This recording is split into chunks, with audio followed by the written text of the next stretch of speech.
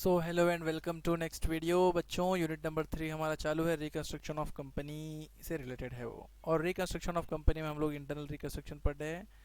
और चलिए देखते हैं, अब तक हमने इंट्रोडक्शन वगैरह आपको दिए थे इंटरनल रिकंस्ट्रक्शन के प्रोसेस और उसके मेथड के बारे में बताया, क्यों नेसेसरी है वो बताया। पुराने वीडियोस देखो, आप लोगों को क्लियर हो जाएगा अगर नहीं देखे होंगे तो। आगे चलेंगे और रिकंस्ट्रक्शन को, मतलब इंटरनल रिकंस्ट्रक्शन को, अब जब भी मैं रिकंस्ट्रक्शन बोलूँगा आप समझ जाना कि इंटरनल रिकंस्ट्रक्शन की बात हो रही है। तो रिकंस्ट्रक्शन को हम लोग आगे चल के और थोड़ा डिटेल में देखते हैं। चलिए, तो लेट अस अंडरस्टैंड, समझ के लेते हैं। क्या समझ के लेते हैं? देखो, इंटरनल रिकंस्ट्रक्शन के बारे में एग्जाम्पल की मदद से समझ के लेंगे। Let us see the example to understand what actually happens to the balance sheet in reconstruction of company.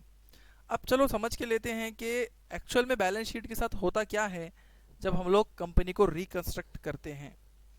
So let us see the balance sheet before reconstruction and after reconstruction. तो before reconstruction balance sheet कैसी रहती और after reconstruction balance sheet कैसी रहती, उसकी एक example लेंगे अपन, अपने को क्लियर हो जाता है। अभी 2 मिनट के अंदर बच्चों क्लियर हो जाएगा वो।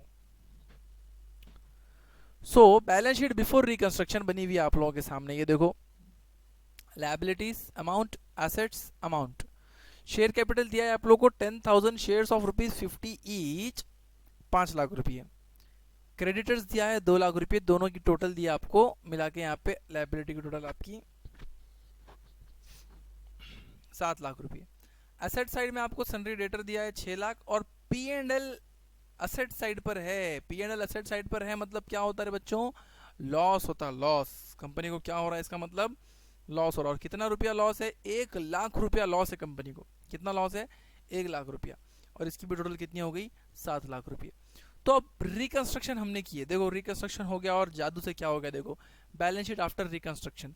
तो शेयर कैपिटल है 10,000 शेयर्स। शेयर्स की अमाउंट, नंबर ऑफ शेयर्स कम नहीं हो सकते। हाँ, हम वैल्यूएशन कम कर सकते हो उसकी, लेकिन नंबर ऑफ शेयर्स कम नहीं हो सकते। ओके, तो share capital 10,000 shares of ₹40 each हो गए। देखो यहाँ कितना था?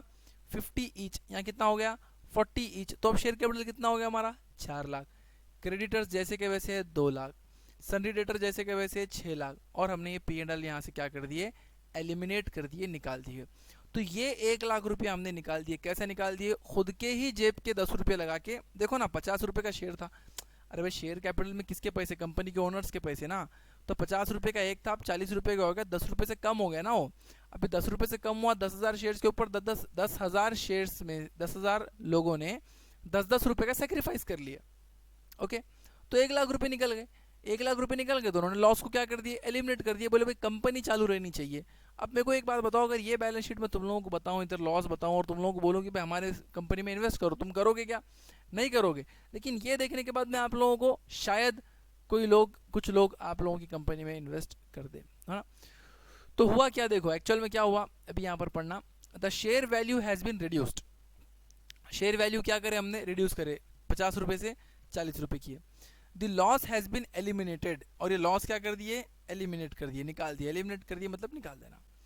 The loss has been eliminated against, किसके अगेंस्ट में भाई? खाली तुम मर्जी से थोड़ी निकाल सकते हैं, ऐसा कैसा निकाले? Against the reduction in the share value. ये जो शेयर वैल्यू हमने कम किए ना, उसके अगेंस्ट में हमने क्या किए? ये लॉस को निकाल दिए। तो बस यही है इंटरनल रिकंस्ट्रक्शन का concept. Eliminating losses, eliminating the fictitious assets. Fictitious asset मतलब खोखले असेट, वो लोग जो एक्चुअल में असेट्स नहीं हैं, फिर भी हम उनको असेट साइड पर लिखते हैं, मेंशन करते हैं। जैसे कि discount on issue of shares है, जैसे कि एडवर्टाइजिंग एक्सपेंसेस है, जैसे कि प्रिलिमिनरी एक्सपेंसेस है, ओके, जैसे कि अंडर राइटर्स कमीशन है। तो ये सारे जो आइटम है ना बच्चों, ये एसेट साइड पे हम लोग लिखते ज़रूर हैं, लेकिन एक्चुअल में ये असेट्स नहीं होते। इन लोगों को फिक्टिशियस असेट्स कहा जाता है। फिक्टिशियस असेट बोलते हैं इन लोगों को। ओके, तो ऐसी चीज़ों को हमने क्या कर देना है? एलिमिनेट कर देना है अगेंस्ट ऐसे एडजस्टमेंट। जैसा अभी आप लोगों ने देखे, 50 रुपये का शेयर हमने 40 रुपये का कर दिया। Okay, the balance sheet has not taken a new look. और बैलेंस शीट को अगर आप देखेंगे तो उसका एक नया लुक देखने को मिल रहा, विच इज़ मच फाइन, जो कि और अच्छा ज़रा खूबसूरत नज़र आ रहा than the old one. Old one को देखे तो हमको करे यार लॉस है ऐसा लग रहा था, लेकिन अब ये नई वाली बैलेंस शीट को देख के हमको लॉस नज़र नहीं आ रहा। तो इस किस्म के रीऑर्गेनाइजेशन, इस किस्म के रीऑर्गेनाइजेशन ऑफ फाइनेंशियल पोजीशन को हम लोग बोलते हैं इंटरनल रिकंस्ट्रक्शन ऑफ कंपनी।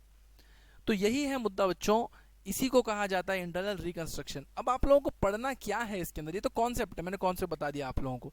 अब इसमें पढ़ना क्या है, तो इसमें आप लोगों को जर्नल एंट्रीज पढ़ने हैं।